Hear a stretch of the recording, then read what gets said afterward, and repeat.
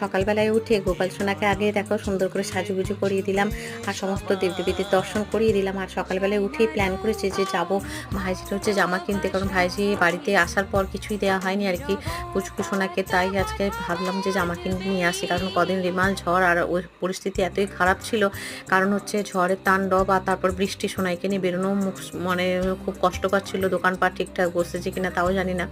আজকে ওয়েদারটা ভালো আছে, সকাল সকাল খাওয়া দাওয়া করে একটু বেরিয়ে পড়লাম টিফিন খেয়ে। আর বাড়ি ফিরে এই যে একটু মাছের ঝোল করবো। আসার সময় ভাইয়ের মেয়েকে হচ্ছে জামাটা দিয়ে চলে এলাম ভাইকে, অনুর হাতে। তো আর ভাই আর হচ্ছে অনু হচ্ছে কটা বাটা মাছ দিয়েছে, তো সেটা দিয়ে ঝোল করবো বলে সব রেডি করলাম। আর এদিকে সোনাইকে বসিয়ে দিয়েছি, এখন ওই মাছের ঝোলটাও বসিয়ে দেবো, তারপরে গরম গরম ভাত সোনাইকে দেবো।